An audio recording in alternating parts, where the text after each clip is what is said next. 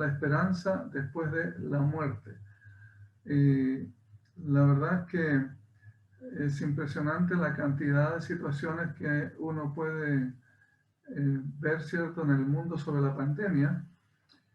Usted sabe que más o menos han habido 102 millones de casos, ha habido 2.221.000 personas que han fallecido, recuperados 74. No soy el ministro París ni ninguna cosa, pero solamente estoy refrescando datos que son más globales de lo que ha pasado en el mundo sobre la pandemia. Y la verdad es que cuando yo conté lo de este amigo, ¿cierto?, de Punta Arenas, que luego se cambió a Chiloé, de allá me estaba llamando, y que partió, ¿cierto?, a la presencia del Señor. La verdad me impactó también esto porque una persona cercana. Yo sé que algunos de ustedes han tenido personas cercanas que han partido, y ha sido el tiempo en que hemos pensado, ¿cierto?, nuestra propia partida. De tal manera que es importante esta mañana, a mí me cuesta, yo sé que no nos gusta hablar del tema de la muerte, pero la pregunta es, ¿qué del cuerpo después de la muerte? ¿Qué dice la palabra del Señor? Dice, acuérdate de tu Creador en los días de tu juventud, antes que vengan los días malos y lleguen los años de los cuales digas, no tengo en ellos contentamiento. Antes que se oscurezca el sol y la luz y las estrellas y vuelvan las nubes tras la lluvia, cuando temblarán los guardas de la casa y se encorvarán los hombres fuertes y cesarán las muelas porque han disminuido y se oscurecerán los que miran por las ventanas. Y las puertas de afuera se cerrarán por lo bajo del ruido de la muela, cuando se levantará a la voz del ave y todas las hijas del canto serán abatidas.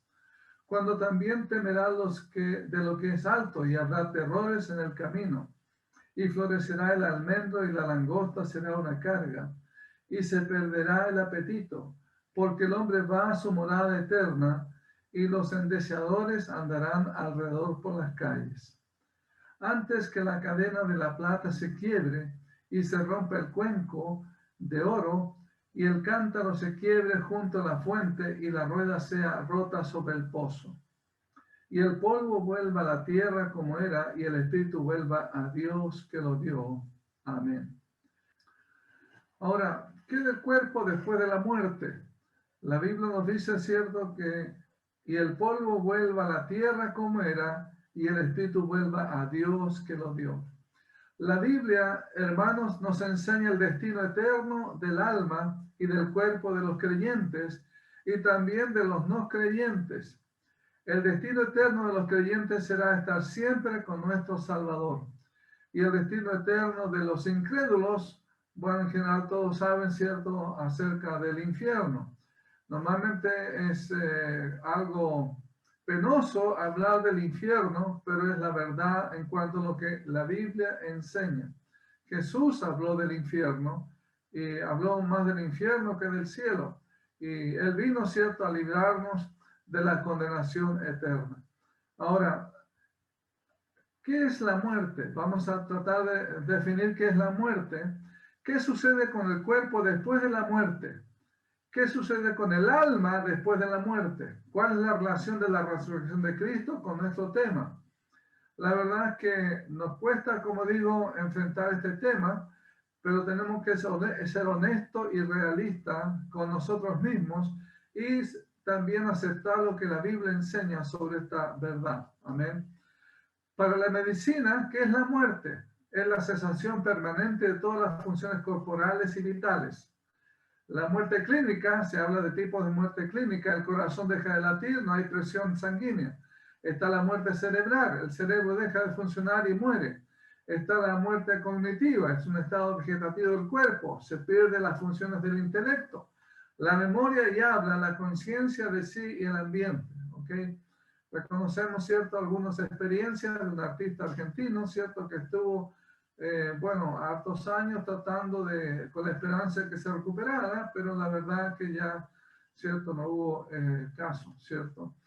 Pero ¿qué es de la perspectiva de la Biblia sobre la muerte? La Biblia dice que la muerte es inevitable.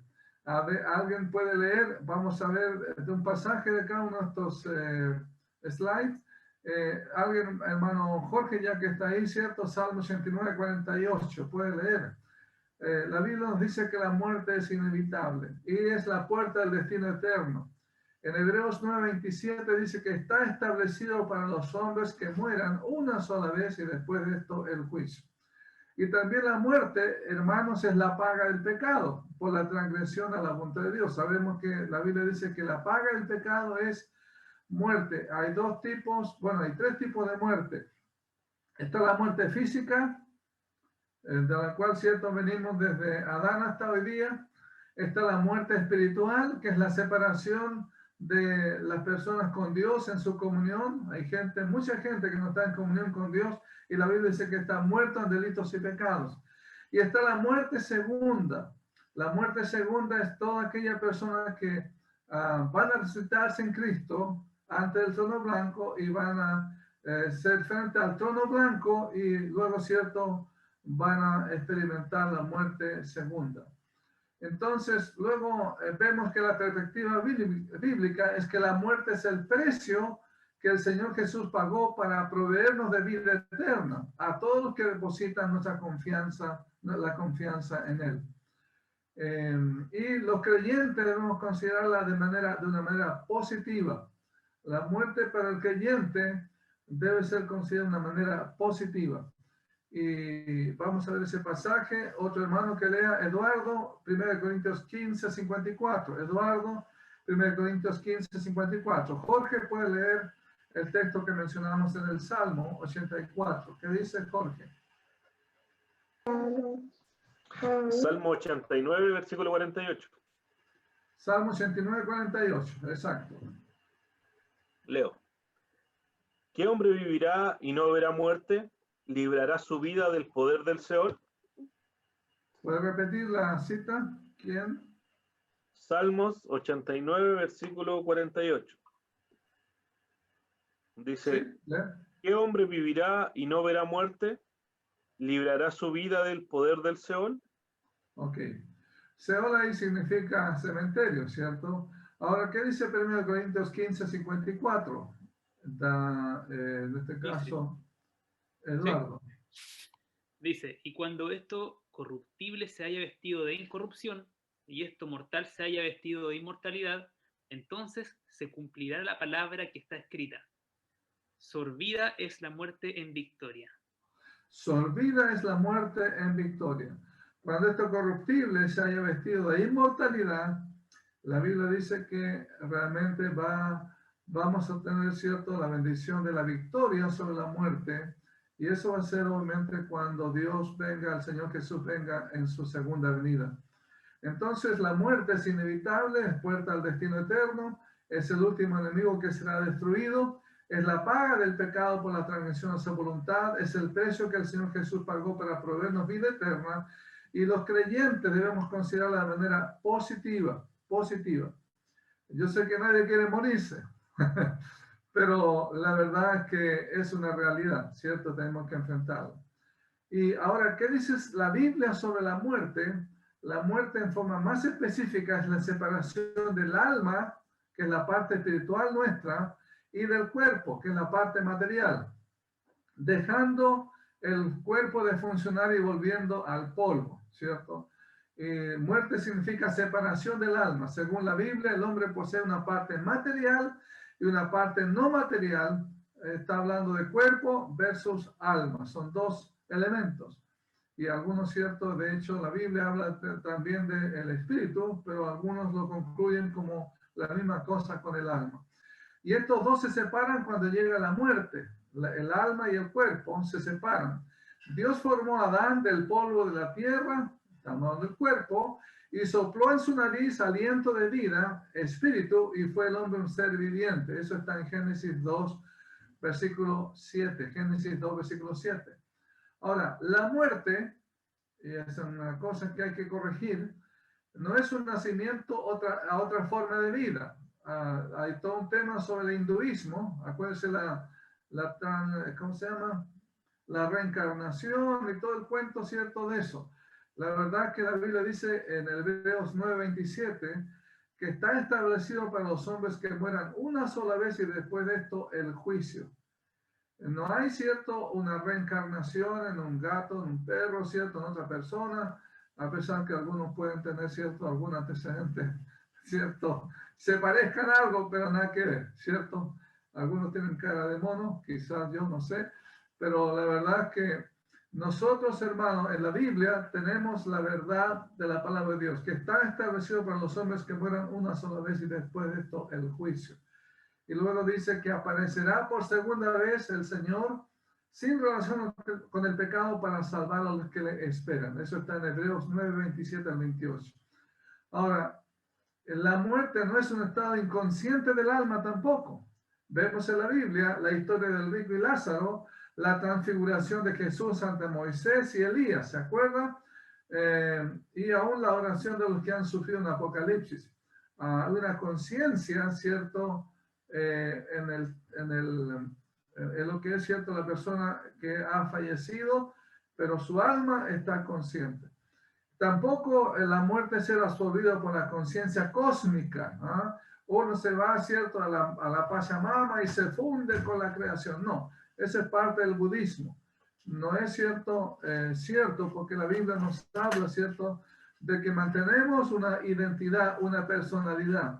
Por eso la Biblia nos habla, ¿cierto?, de Lázaro, ¿cierto? De hecho, cuando Lázaro, el otro Lázaro, ¿cierto?, resucitó, realmente es cierto, el hermano de María y Marta, ¿cierto?, son Lázaro diferentes. Realmente es cierto, vemos que él se levantó consciente, ¿cierto? También tampoco la muerte es una puerta al éxtasis eterno para todo el mundo, que significa liberalismo. Y tampoco la muerte es nuestro fin de existencia. Eso es fatalismo, ¿cierto? Y eso está enfocado por el ateísmo. El ateísmo y el materialismo dice, bueno, somos materia, un asunto químico total, ¿cierto? Se deshace, por eso ellos aprueban lo que es el aborto, la eutanasia y todo lo demás, ¿cierto? Etcétera. Y bueno, hay todo un tema del movimiento de la nueva era también que está enfocado sobre eso. Pero la idea es que nosotros, hermanos, a partir de que se separa el cuerpo del alma, mantenemos una identidad. Por eso que, como ya dije, Jesús identificó, ¿cierto?, a Elías y Moisés cuando se transfiguró, y estaba Juan y también Pedro, ¿cierto?, la transfiguración.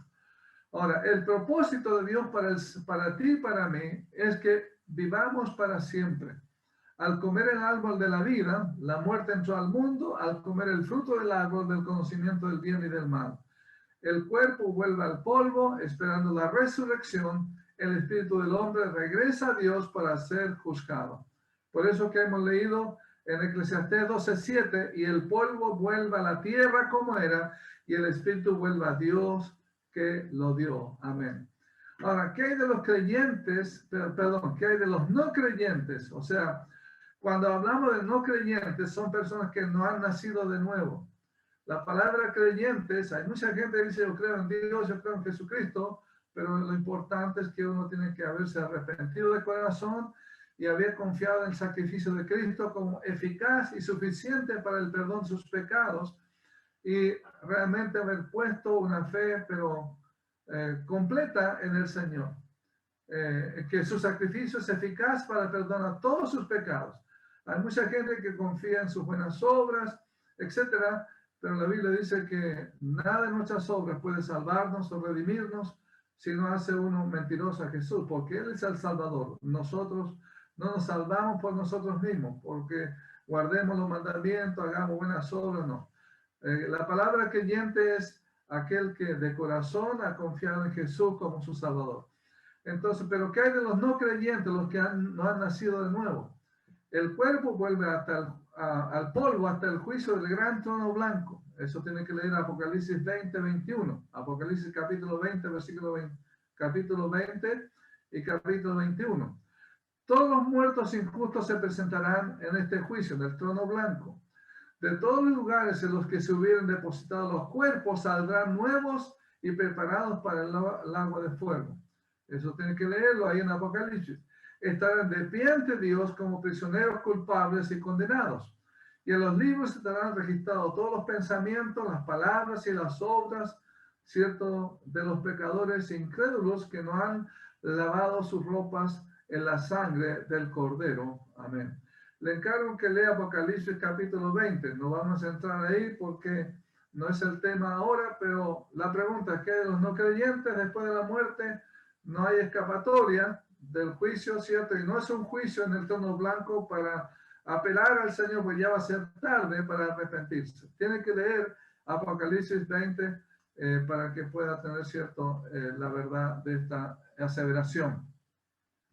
Ahora, ¿qué pasa con los creyentes? ¿Cómo nosotros debemos considerar la muerte?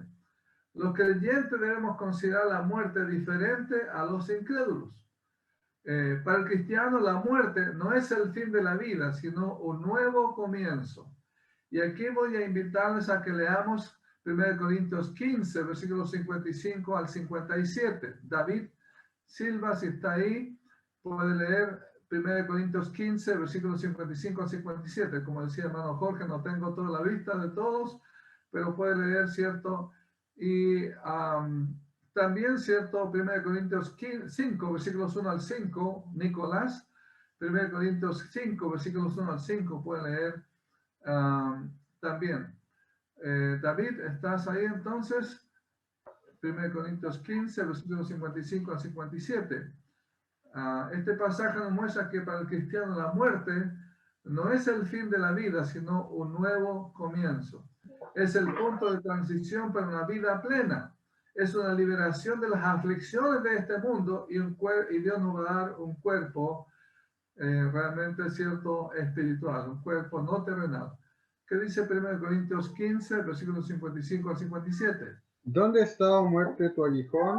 ¿Dónde, oh sepulcro, tu victoria? Ya que el aguijón de la muerte es el pecado y el poder del pecado la ley. Mas gracias sean dadas a Dios que nos da la victoria por medio de nuestro Señor Jesucristo. Amén.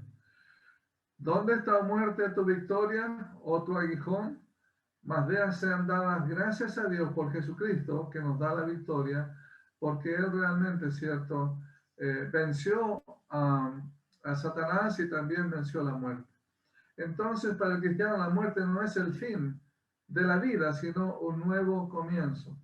Es con el fin de ser revestidos de vida y gloria celestial, realmente cuando Dios nos va a llamar a su presencia, bueno, va a resucitarnos. 1 Corintios capítulo 5, versículos 1 al 5. ¿Qué dice? 1 Corintios capítulo 5, versículos 1 al 5. Nicolás.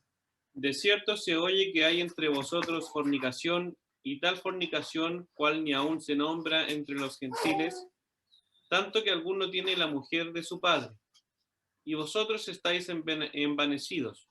¿No debierais más bien haberos lamentado para que fuese quitado de en medio de vosotros el que cometió tal acción?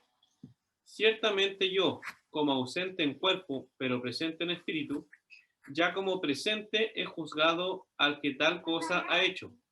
En el nombre de nuestro Señor Jesucristo, reunidos vosotros en espíritu, con el poder de nuestro Señor Jesucristo, el tal sea entregado a Satanás para destrucción de la carne, a fin de que el espíritu sea salvo en el día del Señor Jesús. Amén. Bueno, es un pasaje que no estaba considerado porque era 2 Corintios, pero aquí también, cierto, este pasaje, el último versículo nos habla, cierto, que Dios permite aún a sus hijos disciplina, aún si se aleja del Señor, Dios va a disciplinarlo para que el espíritu sea salvo en el día del Señor. ¿Ok? Pero vamos a 2 Corintios capítulo 5, ahora 2 Corintios capítulo 5, relacionado con nuestro tema. Yo lo leo porque el versículo anterior estaba, ¿cierto? Faltaba segunda en vez de primera.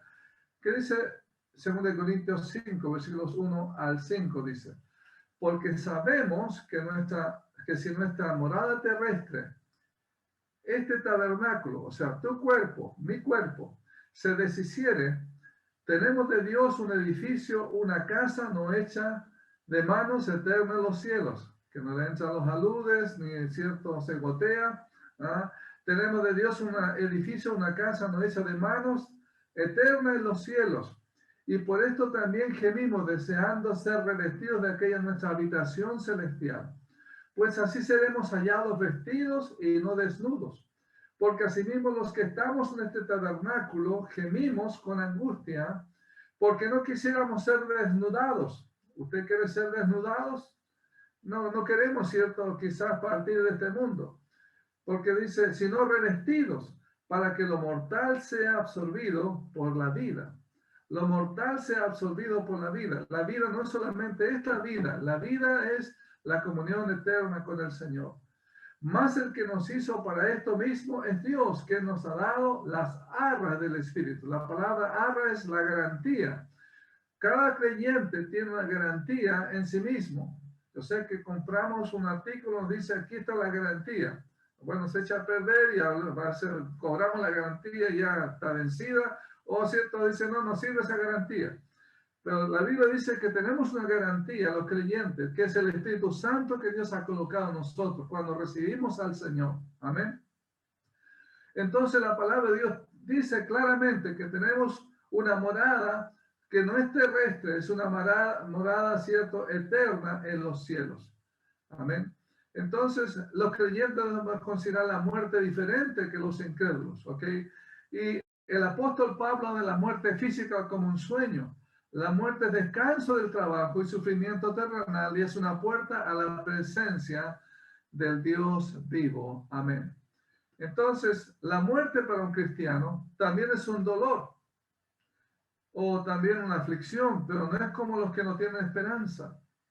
La verdad que uno podría decir, bueno, los cristianos a veces cantan en el funeral, etcétera, pero, ¿sabe?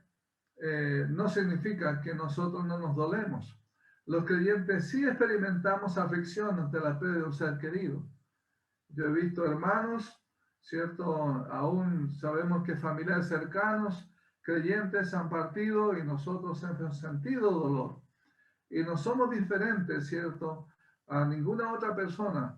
Pero la Biblia dice en 1 Tesalonicenses capítulo 4, 1 Tesalonicenses capítulo 4, versículo 13 dice, tampoco queremos, hermanos, que ignoréis acerca de los que duermen, para que no os entristezcáis como los otros que no tienen esperanza. Para que no os entristezcáis como los otros que no tienen esperanza. No significa que no debemos entristecernos. Obviamente, yo siempre digo, hay que lamentar, hay que llorar, hay que hacer el luto, hay que hacer todo el proceso del dolor, pero con esperanza en el Señor. De hecho, la Biblia dice que Jesús lloró. ¿Cuándo lloró Jesús? ¿Se acuerdan? ¿Cuándo fue que Jesús lloró? ¿Alguien recuerda cuando Jesús lloró? ¿En qué momento, en qué instancia, situación Jesús se lamentó y lloró? Cuando estaba ¿sí? a punto de ser entregado a los pecados, a los fariseos, en manos de fariseos, de pecadores, para su muerte. Fue en esa instancia Cuando que lloró. A ver, otro. lloró cuando vio el sufrimiento de la gente que estimaba a Lázaro. Sí, ok. Lloró al ver a la gente sufriendo. Y también, ¿cierto? Cuando estaba aún frente a la situación, bueno, de Lázaro que había muerto y veía el dolor de Marta y María, ¿cierto? Él se lamentó por la muerte de su amigo Lázaro. La Biblia dice en Juan 11:35 que Jesús lloró.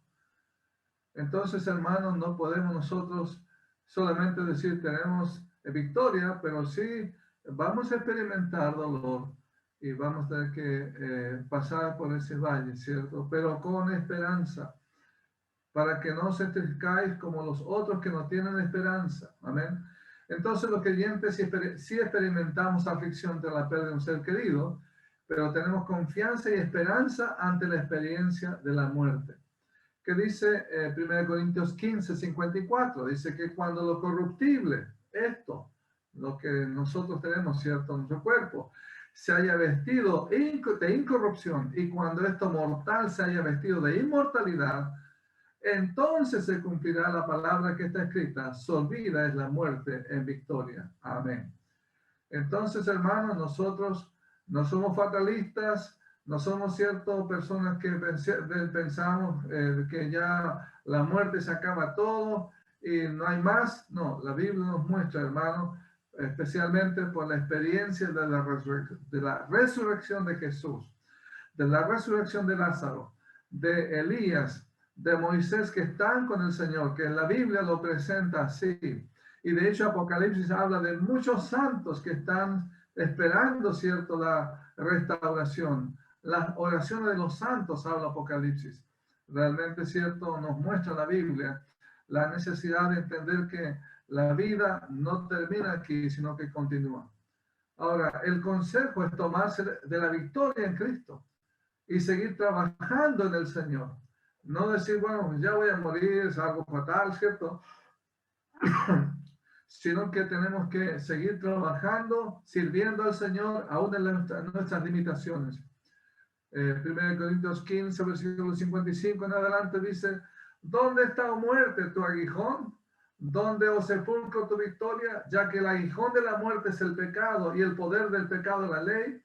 Más dice: gracias sean dadas a Dios, que nos da la victoria por medio de nuestro Señor Jesucristo. Así que, hermanos míos, sigamos ahí, ¿cierto? Complicado. No, dice, estad firmes y constantes, creciendo en la obra del Señor siempre, sabiendo que vuestro trabajo en el Señor no es en vano. Gloria al Señor. Hermano, cuando tenemos un proyecto limitado solamente hasta la muerte, es fatalismo. Y no es algo cristiano, no es algo bíblico. Pero si tenemos un proyecto para la gloria de Dios, para hacer la obra, el trabajo en el Señor, la Biblia dice que no es en vano.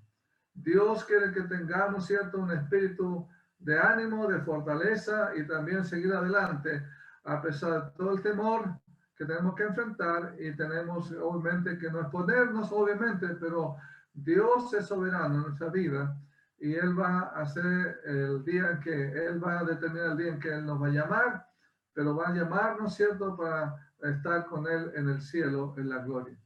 Por lo tanto, no tenemos, ¿cierto?, este tema como algo, sino que la Biblia dice: estad firmes y constantes, creciendo en la obra del Señor siempre, sabiendo que vuestro trabajo en el Señor no es en vano. Y obviamente todo está basado en la obra milagrosa de Jesús al resucitar de la muerte. La Biblia dice en el libro de 1 Corintios 15, 21, dice: porque por cuanto la muerte entró por un hombre, también por un hombre la resurrección de los muertos. ¿De quién está hablando? De Jesús. Porque así como en Adán todos mueren, también en Cristo todos serán vivificados, pero cada uno a su debido orden. Cristo, Él resucitó, las primicias, luego los que son de Cristo en su venida. Acuérdense que cuando Cristo resucitó, varios cuerpos se levantaron, eso dice la Biblia, de las tumbas. Luego dice, los que son de Cristo en su venida. Y luego dice, versículo 24, luego el fin, cuando entregue el reino al Dios y Padre, cuando haya suprimido todo dominio, toda autoridad y potencia. Amén. Entonces, todo está enfocado en la obra de Cristo, su resurrección, el poder que él tuvo sobre la muerte. Y luego ese poder se traspasa a nosotros cuando él venga en su gloria, luego los que son de Cristo en su venida. Amén. Entonces, hermano, no terminamos cuando terminamos con la muerte. Seguimos adelante esperando la venida del Señor. Ahora, la Biblia nos habla que Cristo destruyó la muerte, porque preciso es que Él reina hasta que haya puesto a todos sus enemigos debajo de sus pies. Y el postrer enemigo que será destruido es la muerte. Amén. ¿Ok? Y hermano, Jesús quebrantó en la cruz a Satanás, quien tiene el poder de la muerte. Hebreos 2:14 dice: así que por cuanto los hijos participaron de carne y sangre, hablando ahora de Jesús, Él también participó de lo mismo.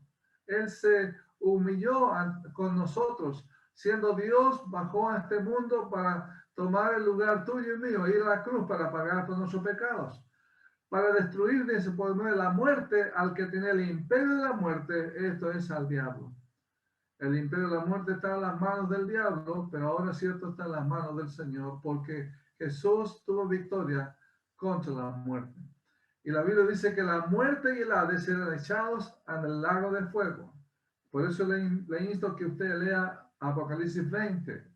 Apocalipsis 20, versículos 11 y 15, habla de eso, la palabra del Señor. Apocalipsis 20, ¿ok? Ahora, la Biblia nos habla de la resurrección de Jesús. La doctrina de la resurrección de Cristo y del creyente son fundamentales para la fe, tuya y mía. Porque a base de esa resurrección de Jesús es nuestra garantía de nuestra propia resurrección. La Biblia dice, porque así como en Adán todos mueren, también en Cristo todos serán vivificados. También en Cristo todos serán vivificados, o sea, vueltos a la vida. Nuestra conducta debe estar basada en esta esperanza, porque la Biblia dice, versículo 34, velad debidamente y no pequéis, porque algunos no conocen a Dios. Para vergüenza vuestra lo digo, amén. Entonces, hermanos, la doctrina de la resurrección de Jesús y la resurrección del creyente son fundamentales para la fe, ¿cierto?, cristiana. Y no es una fe ficticia, porque eso se aplica. De hecho, cuando yo he participado en la partida de un ser querido, de un hermano, una hermana, aún mi propia vida partió en la presencia de mi mamá, mi papá, es el tiempo en que uno tiene que echar a andar esta enseñanza en su propia vida. Si realmente cree o no cree en el Señor, en lo que Él hizo en la cruz del Calvario, en lo que Él resucitó, ¿cierto? Y ese poder que está en nosotros para ser vivificados por la obra de Cristo. Amén. Ahora, ¿con qué tipo de naturaleza será nuestro cuerpo resucitado? Vamos al final casi. Los creyentes tendrán nuevos cuerpos en la resurrección. Vamos a ser semejante al cuerpo de Cristo. ¿Quién puede leer 1 Corintios 15, versículos 42 en adelante? Vamos a tener un cuerpo material transformado por el Espíritu Santo. Y así como la relación entre Adán y Cristo, Adán tuvo un cuerpo material, los que están unidos a Cristo reciben un cuerpo espiritual. Entonces, ¿qué tipo de naturaleza será nuestro cuerpo resucitado? ¿Qué lo dice? ¿Qué lee, perdón, versículos 51 53 de 1 Corintios 15? 1 Corintios 15, por favor. Lo tiene rápido ahí. 1 Corintios 15, versículos 51 al 53. Amén. He aquí, os digo un misterio. No todos dormiremos, pero todos seremos transformados. En un momento, en un abrir y cerrar de ojos, a la final trompeta, porque se tocará la trompeta y los muertos serán resucitados incorruptibles y nosotros seremos transformados. Porque es necesario que esto corruptible se vista de incorrupción y esto mortal se vista de inmortalidad. Amén. Esto corruptible se vista de inmortalidad. Amén. Entonces, hermanos, vamos a tener un cuerpo incorruptible, sin enfermedades, sin diabetes, sin, bueno, cuántas cosas, ¿cierto? Arritmias y, bueno, muchas cosas que yo sé que cada uno tenemos, ¿cierto? Sobre todo los que ya hemos avanzado en alguna edad, tenemos algunas situaciones, ¿cierto?, que sobrellevar. De hecho, hermana Gladys en la semana me compartía que ha tenido que aprender a sobrellevar dolores en su cuerpo y tiene algunos remedios, etcétera. Pero, ¿saben? Ya en el cielo no habrá más llanto, dice la Biblia, ni más dolor. Entonces va a dar un cuerpo transformado por el Espíritu Santo. Amén. Y sin la resurrección del cuerpo, la obra redentora de Dios, sabe, quedaría incompleta. La verdad es que el apóstol dice que si no hubiera resurrección, entonces somos los más tontos y estúpidos del mundo. Pero sabemos que la historia cambió porque Cristo resucitó, le vieron más de 500 personas a la vez, cambió todo el enfoque del mundo, ahora es cierto enfocado antes de Cristo, después de Cristo. Si hemos experimentado la imagen del primer Adán, en este caso Adán allá en Génesis, es imposible que no gocemos de la imagen de Cristo. No todos moriremos, pero todos seremos transformados, dice la Biblia. La transformación ocurrirá instantáneamente al toque de la final trompeta. Lea sobre la trompeta en Mateo 24. Lea Mateo 24, una tarea para usted. Habla también de la trompeta. Se tocará trompeta, dice la Biblia, y los muertos en Cristo resucitarán primero. Mateo 24. Por lo cual, hermano, para terminar, debemos tener una confianza imperturbable. Vamos a tener que experimentar un día, ¿cierto? Esta situación difícil, pero la Biblia dice que debemos tener plena confianza en el Señor. Vamos a tener que experimentar, como dice Eclesiastés, ¿cierto? La situación de las debilidades.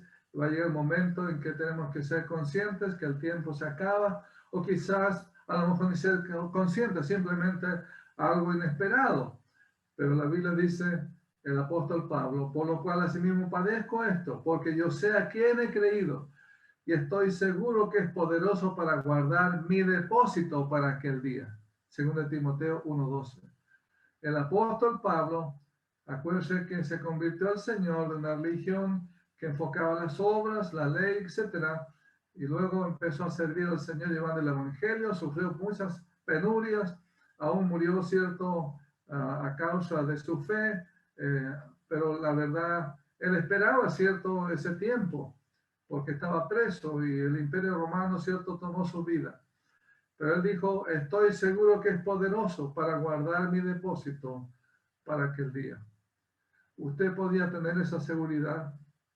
Yo puedo tener esa seguridad de que si Dios me llama hoy día, mi depósito está claramente guardado para aquel día. Y está guardado no porque yo merezco, por mis obras, lo que he sido buena persona, buen papá, buena mamá, buen funcionario, etcétera. No, porque Cristo hizo por mí la cruz del Calvario. Él es el único que puede salvar. La Biblia dice que yo soy el camino. Jesús dijo, yo soy el camino, la verdad y la vida. Y nadie viene al Padre sino por mí. Amén. Entonces, si Él resucitó, nosotros vamos a resucitar. El apóstol Pablo no tenía temor alguno a la persecución. Pablo vivió con la confianza en la verdad del poder y la fidelidad de Dios. Estamos en pandemia, ninguno estamos exentos de poder ser contagiados, gracias al Señor, por personas que han tenido la bendición de recuperarse, ¿cierto? Y tenemos testimonio esta mañana en nuestra reunión. Gloria al Señor por eso. Amén. Pero aún así llegará un día en que tendremos que enfrentar la situación difícil, pero tengamos confianza en la verdad del poder y la fidelidad del Señor. Y no vivamos cautivos del temor, sino vivamos cautivos, ¿cierto?, de la fe en Jesús como nuestro Señor y Salvador. Ahora, ¿cómo aplicamos esto a nuestra vida? La pregunta es, ¿cuál es tu actitud ante la vida?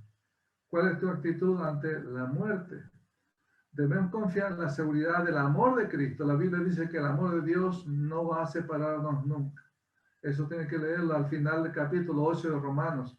Dice que ni la muerte ni la vida, ni ángeles ni principados, ni lo presente ni lo porvenir, nos podrá separar del amor de Cristo, del amor de Dios, que es en Cristo Jesús. Si tú eres un creyente verdadero que ha nacido de nuevo, ha experimentado un cambio de vida, ha tenido un testimonio de ser perdonado. La Biblia dice que el amor de Dios ha sido derramado en tu corazón por el Espíritu Santo. Y por lo tanto debemos confiar en la seguridad del amor de Cristo, que está presente en cada momento de nuestra vida. No existe nada que nos pueda alejar de Dios. La dificultad no son obstáculos para los hijos de Dios, sino el camino que Él ha fijado para el encuentro con Él. La Biblia dice que el amor de Dios es incondicional. La Biblia dice que de tal manera amó Dios a ti, que ha dado a su Hijo unigénito, para que todo aquel que en Él cree no se pierda, mas tenga vida eterna. Amén. Que el Señor bendiga su palabra y que podamos tener plena certeza de la confianza en Jesús como Salvador. Que si Él nos llamara hoy día, nosotros estamos listos para el encuentro. No porque nos hemos portado bien, sino porque hemos confiado en Jesús nos hemos arrepentido de nuestros pecados. Y la Biblia dice que la paga del pecado es muerte, pero la dádiva de Dios es vida eterna en Cristo Jesús, Señor nuestro. Amén.